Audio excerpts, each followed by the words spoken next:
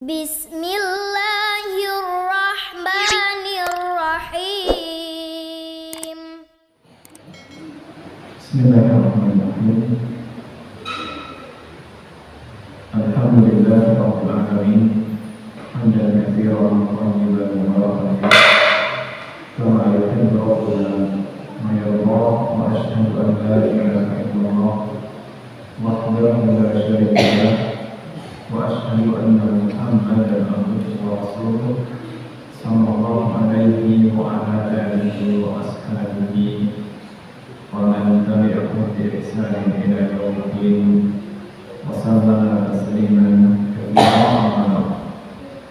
Hadirin dan hadirat muslimin dan muslimat rahimani wa rahimakumullah. Alhamdulillah, puja dan bersyukur kita hadirkan atas kehadiran Allah Subhanahu wa taala. Pada kesempatan malam ini Allah masih memberikan taufiknya kepada kita dan taufik dari Allah kembali berkesempatan yang dimudahkan untuk melanjutkan kajian tafsir yang insyaallah malam ini kita bahas lanjutan dari surah Al-A'la. Pertemuan yang lalu kita bahas ayat yang pertama sampai yang kelima tentang perintah untuk mensucikan Allah Subhanahu wa taala atau perintah untuk bertasbih. Dan malam ini kita lanjut ayat yang ke-6 insyaallah, mungkin tidak sampai ayat yang ke-10, sampai ayat yang ke-8 insyaallah. Salawat pada Rasulullah, semoga senantiasa Allah curahkan kepada bangsa kita Nabi Muhammad sallallahu alaihi wasallam dan seluruh keluarga, para sahabat dan para pengikut yang istiqomah dalam mengikuti tuntunan ajaran beliau alaihi wasallam. Baik, kita akan terlebih dahulu baca terjemahan ringkas dari ayat yang ke-6 sampai ayat yang ke-8. Bismillahirrahmanirrahim. Allah Subhanahu wa taala berfirman, "Sanuqri'uka fala tansa illa ma syaa Allah, innahu ya'lamu al-jahra wa ma yakhfa wa nuyassiruka lil-yusra." Sanuqri'uka, kami akan membacakan kepadamu wahai Muhammad, fala tansa, sehingga engkau tidak akan lupa membacakan Al-Quran kepada Nabi alaihi salatu wasallam, tentunya dengan wasilah atau perantaraan malaikat Jibril alaihi salam, dengan cara yang itu membuat Nabi alaihi salatu wasallam itu tidak mudah untuk lupa. Itu caranya dengan talaqi. Jadi Jibril membaca, kemudian Nabi alaihi salatu wasallam itu menirta supaya tidak lupa.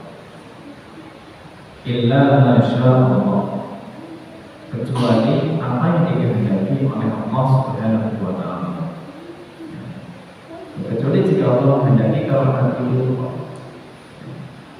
maka nanti ada ayat-ayat yang memang Nabi alaihi salatu wasallam itu lupa.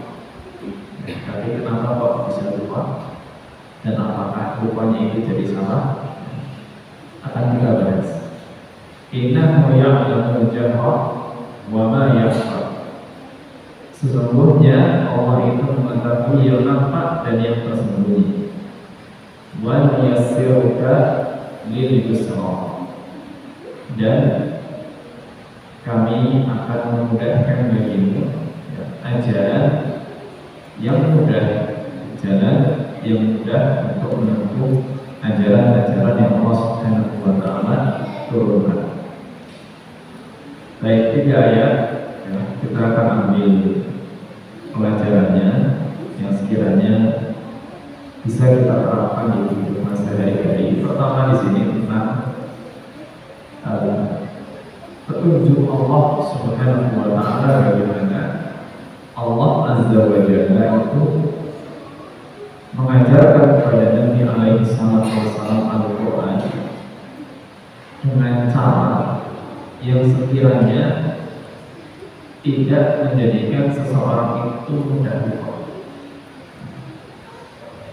Maka di sini kita juga perhatikan bahwa aslinya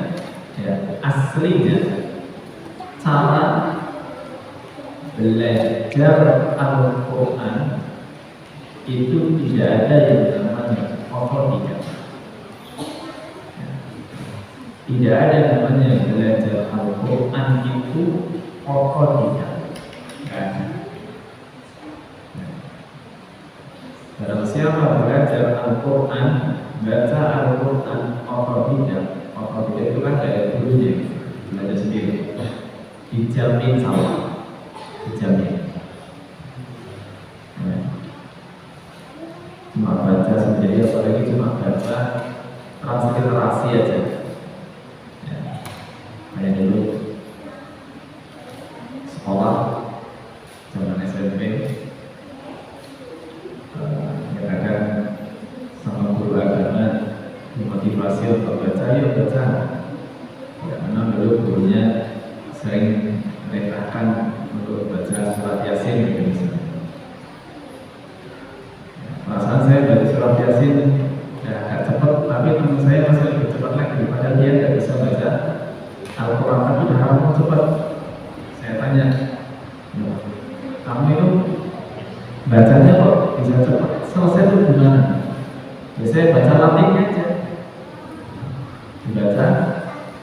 dibaca Latinnya itu nggak akan benar, ya, tidak akan benar, karena tidak akan sesuai dengan kaidah tajwidnya, ya.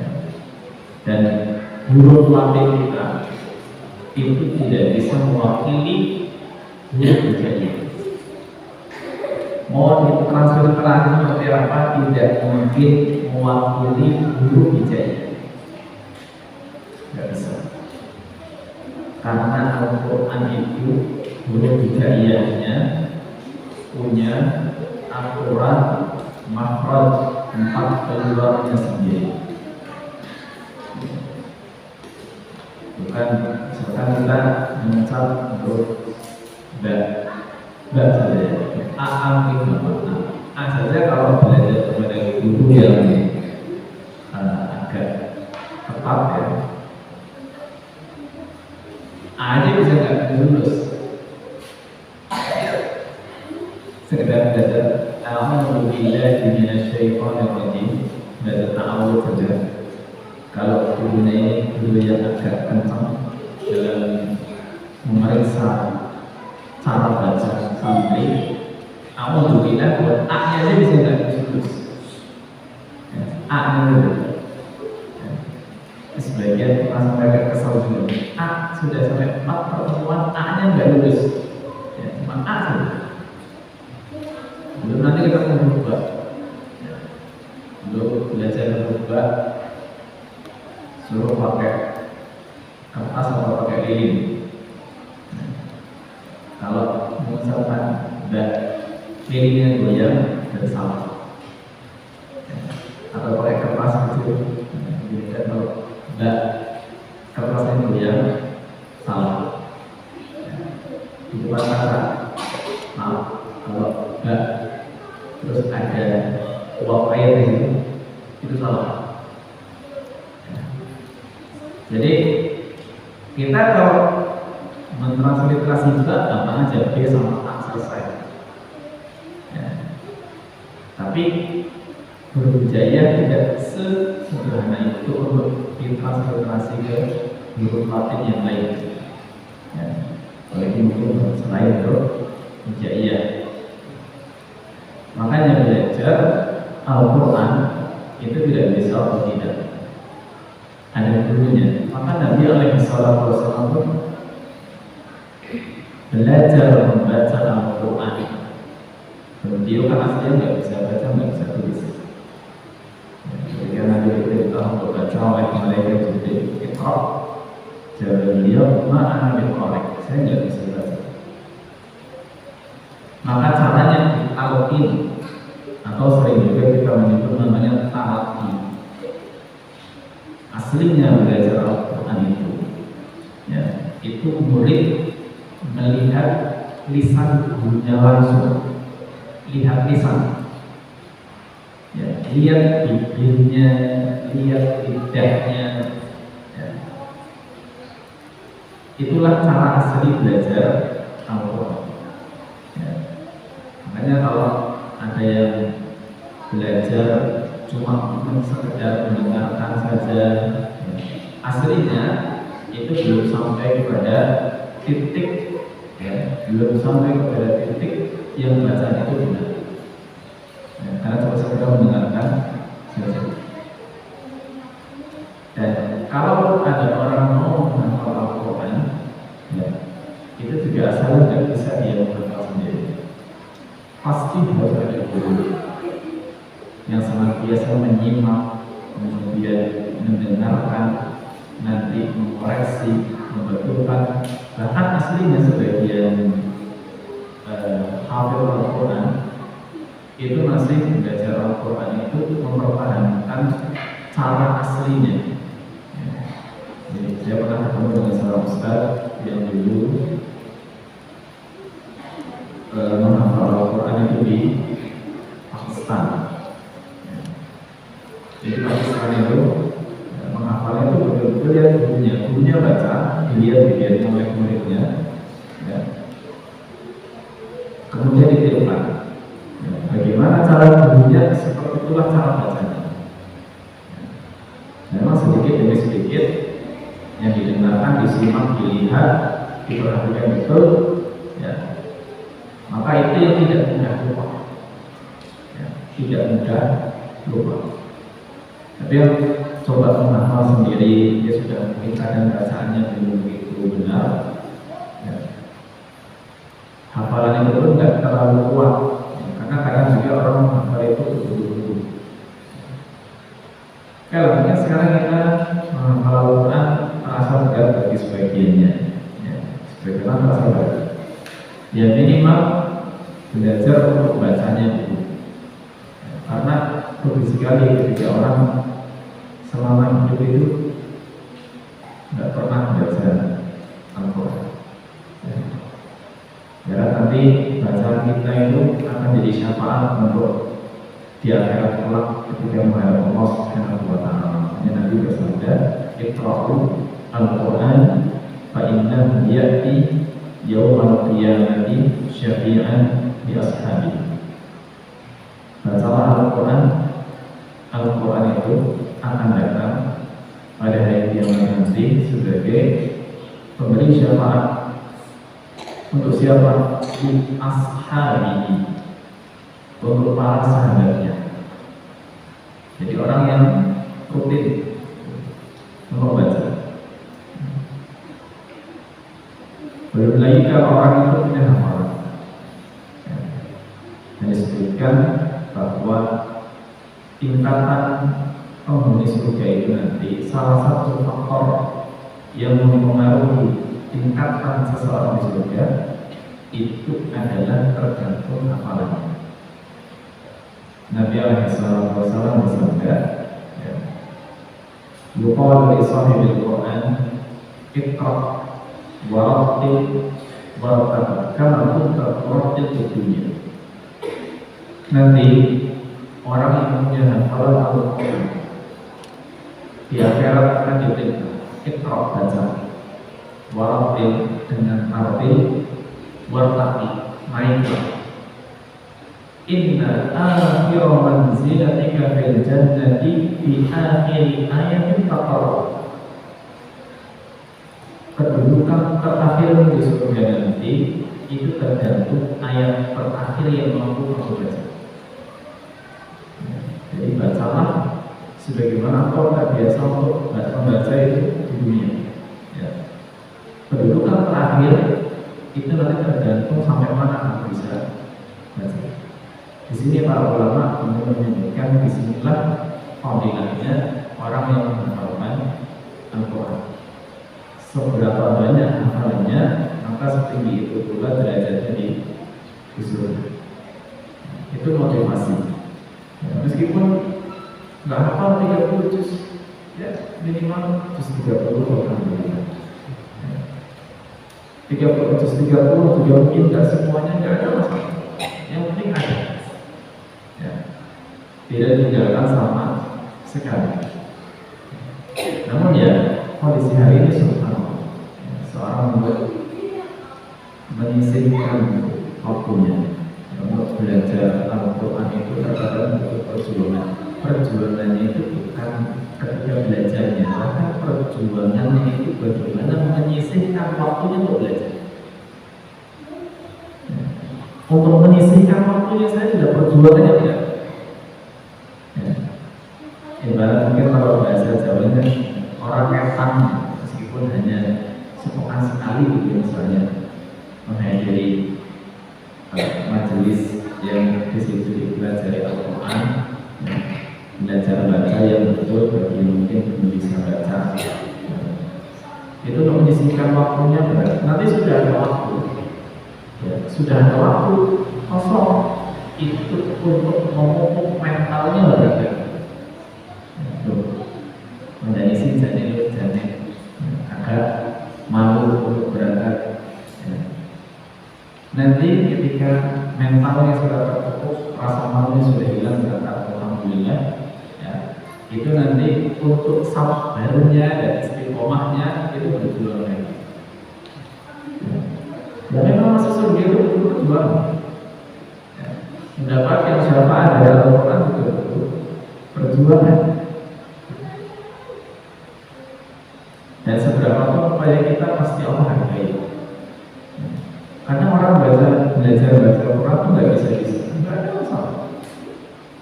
Jangan mengatakan, nah saya udah belajar setahun ini, mungkin 2 tahun ini, tapi nggak lancar-lancar, kayaknya percuma, kan penting, nggak usah berangkat aja.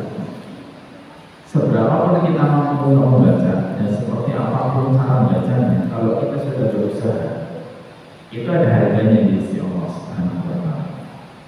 Hanya Nabi Muhammad SAW mengatakan an-nahilu bil Quran ma'as safaratil kiramil bararah. Orang yang mahir membaca Al-Quran, maka dia itu bersama dengan para malaikat. Walladhi yaqra'ul Qur'ana wa yatata'ta wa huwa syaqqun 'alaihi falahu ajrun. Adapun orang yang membaca Al-Quran dan terbata-bata sama-sama, wa huwa syaqqun 'alaihi, dan terasa berat karena lisan kita juga bukan lisan Arab. Bacanya kadang ya mikir-mikir, makanya kadang karena mikir itu bacanya panjang-panjang ini. Kenapa? Karena mikir huruf berikutnya. Ya, apalagi mau ganti baris, ganti baris belum ketemu huruf baris kedua, masih di huruf pertama, ntar huruf terakhir itu panjangnya mau panjang, lalu ketemu baris yang kedua, terbata-bata. Ya. Karena dia terbata-bata, terasa berat lidahnya, terseok-seok. Ya. Falahu ajrun, dia tetap mendapatkan 2 pahala. Pahalanya 2, itu yang terbata-bata.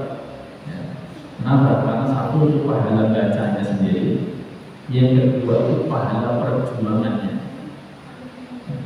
Niat bacanya sudah dapat pahala, terbata-bata perjuangannya itu juga dapat pahala. Jadi nggak ada istilah rugi. Belajar dengan guru, satu persatu bekerja ya, telaten, istiqomah, pasti Allah berikan nilainya. Tapi dengan guru, belajarnya tetap dengan guru sebagaimana pun itu dilakukan oleh Nabi Sallallahu Alaihi Wasallam. Membaca Al-Quran senantiasa diingatkan oleh malaikat Jibril Alaihissalam. Itu yang membuat seorang itu lancar, bahkan kalau menghafal tidak mudah lupa. Nah di sini Allah menyebutkan illa masya Allah, kecuali kalau Allah Subhanahu wa Ta'ala berkehendak lupa. Nabi pernah lupa bacaan Al-Quran, tapi bacaan yang mana? lupa ayat-ayat Al-Quran pada ayat-ayat yang memang sudah Allah hapus.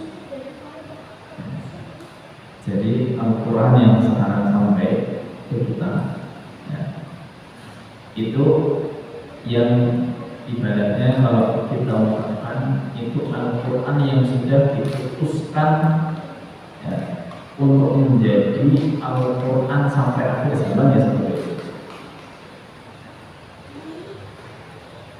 Sedangkan di zaman Nabi ketika beliau alaihissalam itu masih hidup, Al-Quran itu ayat-ayatnya itu masih berpotensi untuk mengalami perubahan. Ada ayat turun, nanti ternyata di kemudian hari Allah angkat lagi ayat, kemudian dihapus. Tapi pernah jadi ayat Al-Quran, pernah jadi ayat Al-Quran, hanya kemudian dihapus. Apa yang dihapus ini Allah jadikan Nabi itu lupa baik itu pada dasar. Contoh disebutkan ya, salah satu contohnya dalam riwayat Imam Muslim. Di sini Nabi alaihissalam bersabda, wa inna kunna naqra'u suratan kunna nusyabbihuha fil qawli wa syiddati bil bara'ah fa'unsitu.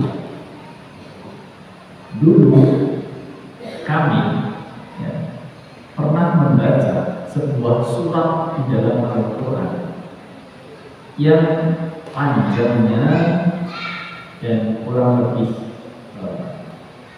gambarannya itu mirip dengan surat Bara'ah. Surat Bara'ah itu surat At-Taubah. Karena depan ayat pertama berbunyi Bara'atun minallahi wa rasulih. Itu surat At-Taubah, surat Bara'ah, surat 9. Setelah surat Al-Anfal, jadi Al-Fatihah, Al-Baqarah, Al-Imran, An-Nisa, Al-Maidah, Al-An'am, Al-A'raf, Al-Anfal, atau 129 ayat. Dulu Nabi pernah baca surat yang mirip kayak itu, panjangnya mirip dengan surat Bara'ah. Fa'unsitu, dan aku dibuat lupa, dan Nabi sudah gak ingat surat itu. Dihapus oleh Allah Subhanahu wa Ta'ala surat itu dari Al-Quran. Ghayra anni qad hafidtu minha law kana libni adama wadiyani min ma'in lattaba wadiyan kamilan wa la yamla'u jawfa ibni adama illa turab. Tapi aku masih menghafal potongan, ada potongan yang masih aku hafal. Bunyinya tadi, laukana libni adam wadiyan min ma'in lattaba wadiyan kamilan wa la yamla'u jawfa ibni adama illa turab. Itu bahasa itu dulu ayat Al-Quran. Sekarang ada, cari ini enggak ketemu. Ya. Tapi dari mengatakan ini dulu pernah jadi ayat Al-Quran, termasuk bagian surat yang panjangnya tadi kayak surat At-Taubah. Yang maknanya laukana libni adam, seandainya anak Adam itu punya 2 lembar harta, maka dia pasti masih mengharapkan lembar yang ketiga. Saking habisnya sudah punya 2 lembar harta, pasti masih kepengen yang ketiga. Padahal tidak akan memenuhi perut anak Adam kecuali panah. Itu gambaran bahwa ada ayat Al-Quran yang saat ini sudah tidak jadi bagian dari Al-Quran. Itulah yang kemudian Allah sebut illa masya Allah. Maka Imam Ibnu Katsir mengatakan illa ma yasha Allah fala alaika an taqul. Kecuali apa yang Allah Subhanahu wa Ta'ala kehendaki itu diangkat, ayat itu diangkat sudah. Maka tidak berdosa atasmu jika kau meninggalkannya. Bukan berdosa, maksudnya bukan bagian dari Al-Quran. Termasuk ayat yang dulu pernah ada, sekarang sudah tidak ada. tapi hukumnya masih berlaku. Ayat tentang rajam bagi orang yang berzina dan dia sudah pernah menikah. Ayat rajam di Quran itu nggak ada ayat tentang rajam sekarang. Di Quran kita nggak ada ayat tentang rajam. Adanya tentang cambuk, beda cambuk sama rajam. Kalau rajam itu lempar batu sampai mati. Kalau cambuk ini cambuk 100 kali. Maka di buku Nawawi ini memahami ada jalan surat An-Nur. Ayat cambuk itu berlaku orang yang berzina tapi belum pernah menikah. Ya. Tapi untuk yang berzina dan sudah pernah menikah, hukumnya rajam. Ayat tentang rajam belum pernah ada. Ayatnya, tulisannya sudah tidak ada di Quran, tapi hukumnya masih berlaku. Hukumnya masih berlaku. Itulah serba-serbinya Al-Quran dulu seperti itu. Jadi masalah tulisannya, ya, itu sudah ada yang Allah Subhanahu wa Ta'ala angkat. Tidak bagian dari Al-Quran lagi. Namun sebagian sahabat itu masih menceritakan, oh dulu di Quran ada ayat seperti ini. Di Quran ada seperti ini. Yang seperti itulah yang kemudian Nabi SAW itu dibuat lupa. Inilah Masya Allah, kecuali Allah menjadi untuk Innahu ya'lamu an-jahra wa ma yakhfa. Maka Allah Subhanahu wa Ta'ala mengetahui dari para hambanya itu apa yang dilakukan dan apa yang tersembunyi. Kemudian di ayat ke-8 Allah Subhanahu wa Ta'ala berfirman, "Wa nuyassiruka lil-yusra." Dan akan kami mudahkan engkau agar kami ajarkan kepada engkau sebuah ajaran yang mudah. Di sini para ulama menjelaskan bahwa ajaran yang Allah Subhanahu wa Ta'ala berikan kepada Nabi Muhammad alaihi salatu wasallam sebagai secara itu berbagai macam yang sulit. Akidahnya mudah, ibadahnya pun sebetulnya mudah, muamalahnya juga mudah.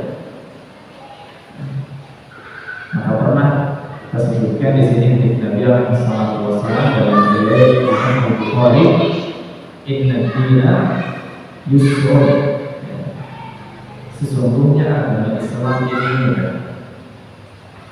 Wa la yushad ad-dina ahadun illa ghalabahu. Dan orang yang memberat-beratkan dirinya di dalam beragama, dia tidak akan sanggup, akan merasakan agama ini sesuatu yang berat. Tapi agama ini mudah. Allah menghendaki bagi kita itu mudah saja. Apalagi kalau dibandingkan dengan syariat-syariat yang dulu sebelum Nabi kita Muhammad SAW. Sholatnya mudah. Itu sholatnya 50 kali, sekarang cuma 5. Mudah. Bahkan puasa kita itu dulu pernah ada fase di mana puasa itu berat. Karena pernah di zaman Nabi alaihi wasallam aturan puasa itu kalau sudah masuk waktu berbuka maghrib, kemudian nanti seseorang itu tidur dan belum makan apa-apa, ya berarti tidak harusnya berpuasa sampai besok. Dia tidak bisa makan lagi mungkin, sampai dia tidur puasa. Sekarang kalau datang kita melakukan dulu, ya. Nah, kalau sebutkan itu masalah kata ya bagian agar memulai dia berminat jadi minat makan minum silakan sampai nanti waktu fajar. Ya. Boleh semalaman untuk makan atau bulan puasa. Ya. Dulu makan cuma sampai itu segitu ya. Maka ajaran yang Allah Subhanahu wa Ta'ala berikan kepada Nabi itu mudah. Makanya ketika mudah itu kita sebetulnya tidak diperkenankan untuk menjadikan agama ini terkesan berat untuk orang lain apalagi untuk kita. Jangan menyalahkan agama ini berat. Makanya tadi coba ketika belajar Quran saja ya. Misalnya contoh seorang mengajar Al-Quran, ya, ini karena juga kurang dipahami oleh sebagian pengajar Al-Quran. Orang mengajar itu orang itu harus melihat siapa yang diajari. Ya, itu beda ngajari orang umur 50 tahun sama ngajari pengajar umur 17 tahun. Sekarang kalau sudah usia 40-50 tahun masih harus bolak-balik huruf A-nya sendiri dibetulkan sampai sebenar-benarnya. Ya. Itu langsung bisa memberikan diri sebagai murid. Ya. Dua pertemuan cuma belajar A, dua tiga pertemuan A, nggak kelar-kelar. Cari guru yang lain. Masa, kok berat sekali? Susah sekali untuk belajar. Makanya harus disesuaikan dengan levelnya. Dulu para ulama, sebagian ulama, ketika tahu dia adalah orang Allah, nggak ngerti, mungkin harus diajari Quran yang baik, makhluk yang baik gimana, sulit. Maka minimalnya bisa baca Al-Fatihah. Bisa membaca Al-Fatihah dengan modal. Nanti punya semangat belajar setelah Al-Fatihah. Jadi ketika agama ini dikesankan berat, orang mengajari agama, orang kesankan agama ini berat, dia itu sebetulnya seolah-olah melangkahi Allah SWT. Jadi jangan sampai seolah-olah itu mendahului Allah. Allah juga mengatakan agama ini kan orang mengatakan berat, mengesankan berat. Sehingga itu satu bentuk apa ya?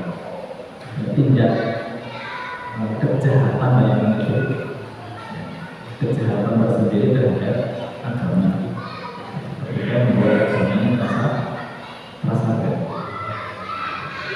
Baik, kita tidak perlu pada Assalamualaikum warahmatullahi wabarakatuh.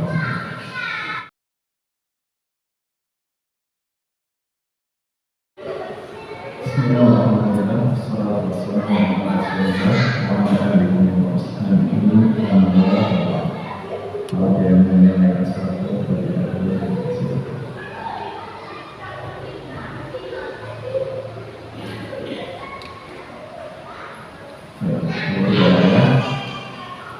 saya lanjut masih berkaitan dengan firman Allah Subhanahu wa Ta'ala wa liyassir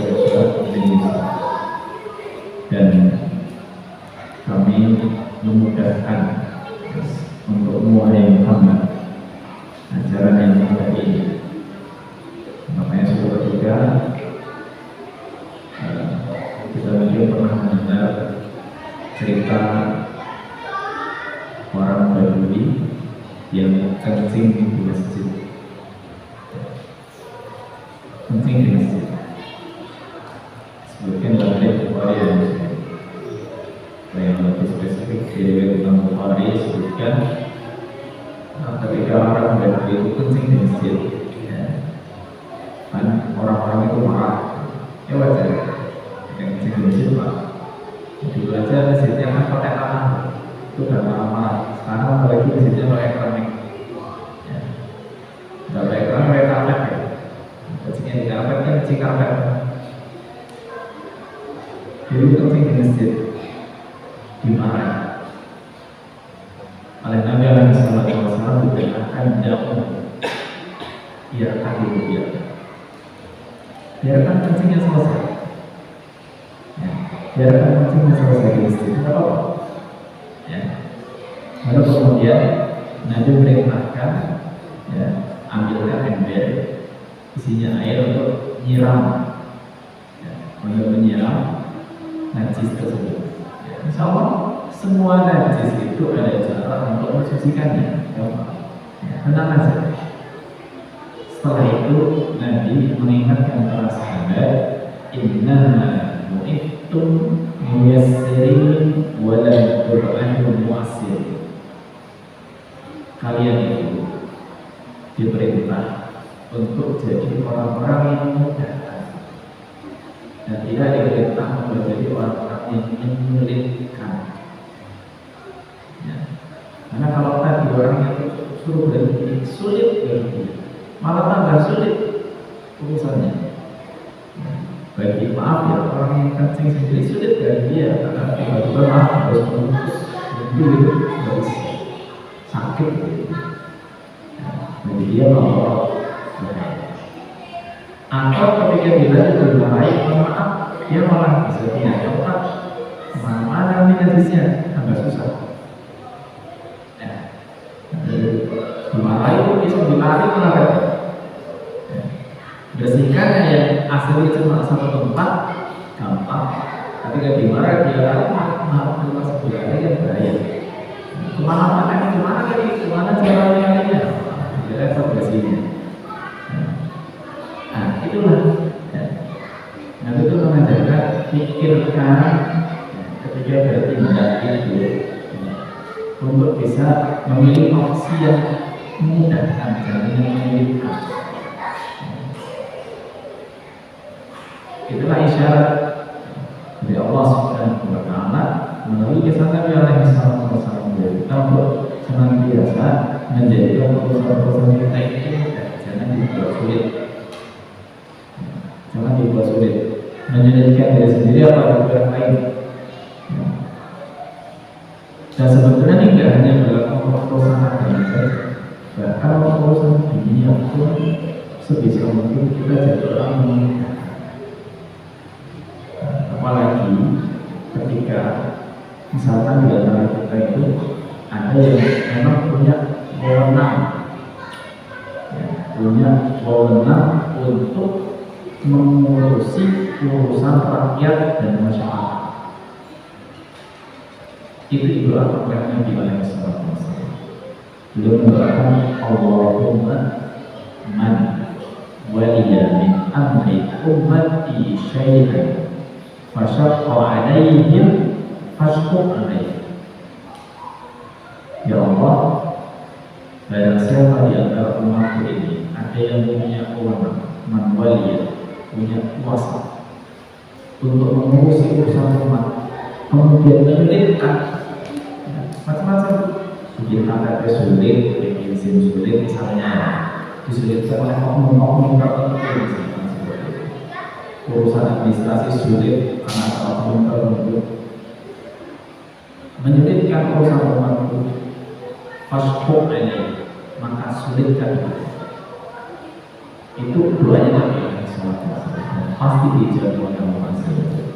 Yang menyebutkan urusan orang lain dia urusan Allah. Ini tidak hanya masalah urusan agama, urusan agama dan dunia kita berusaha memudahkan orang lain. Apalagi kalau sampai masalah agama ini, dan itu semakin besar lagi nanti konsekuensinya. Hanya dulu pernah ketika sahabat Mu'adz bin Jabal dalam Sahih Bukhari mengimami sholat Isya. Jadi Mu'adz bin Jabal itu dari sholat Isya sama Nabi alaihi wasallam. Terus pulang ke kampungnya.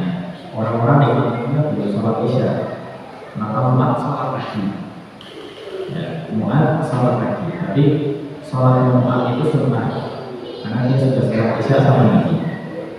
Sholat lagi di kampungnya persis kayak sholat Isya bentuknya, cuma dia niatnya sunnah.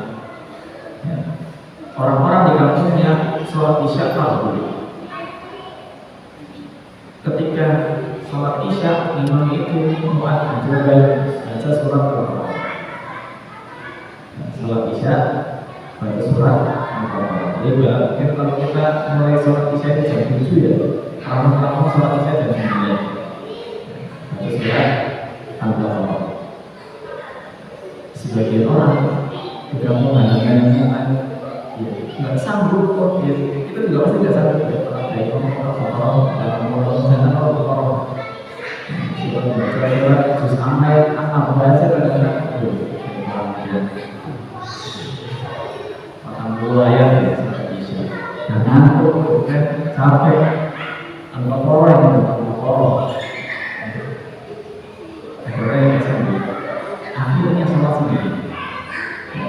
Muat masih berdiri buat Al-Baqarah, ini akunya nggak selalu kalau sendiri, mati sendiri, sujud sendiri, sampai kamu dia sendiri, yang ikut Muat.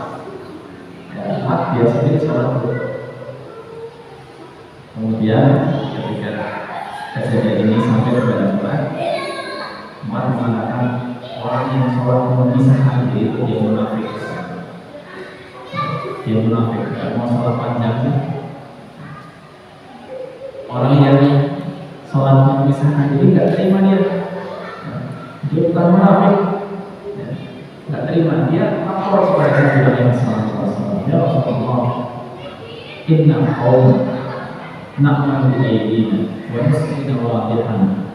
Ya Rasulullah, kami kaum bekerja siang hari, kami berusaha untuk mengusir orang. Wabillahika dan semalam mu'ahid sholat isya nggak sanggup pokok. Nah saya nggak sanggup, akhirnya saya sholat sendiri. Itu ceritanya. Apa komentar Nabi Alaihi Wasallam? Beliau sampai berkata, ya Mu'ad, apakah kamu bikin masalah? Itu tegur sih. Mu'ad, orang yang sholat sendiri tidak dibiayai sama Nabi, boleh tidak kalau memang berat ya, imamnya terbangun bacanya. Terutama kalau pede sendiri, saya juga ada sholat dari sini.